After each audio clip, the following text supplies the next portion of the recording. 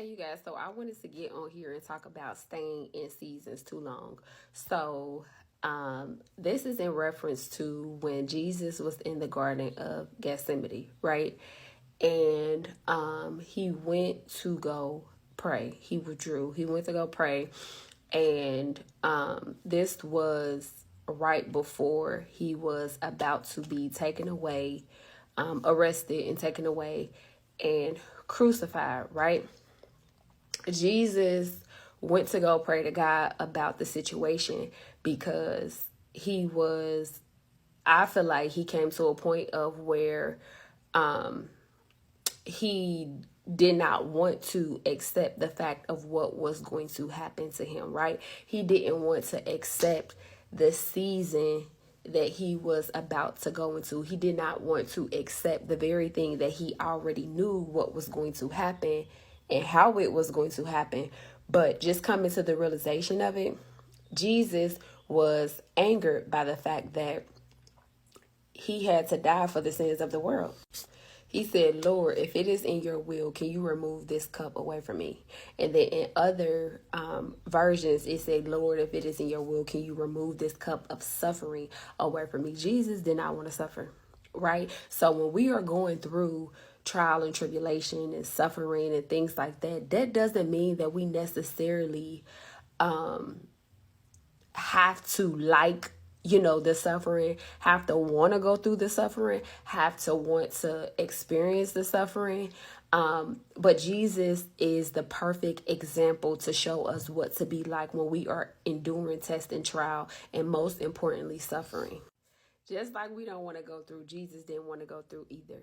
He was literally praying to God, asking God to take this cup away from him, the cup which was going to lead him to be crucified, the cup which was going to lead him to have nails in his hands and pierced in his side and his feet nailed to the cross, this cup which was going to be painful, right? Just like us, when we go through these painful situations and places and spaces that we feel so uncomfortable in, right?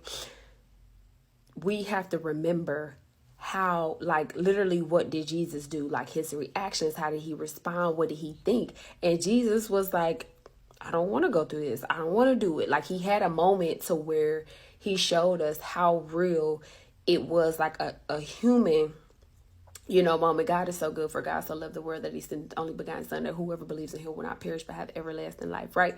Jesus was the perfect example, human-like example, to show us how to really walk this thing out here on earth.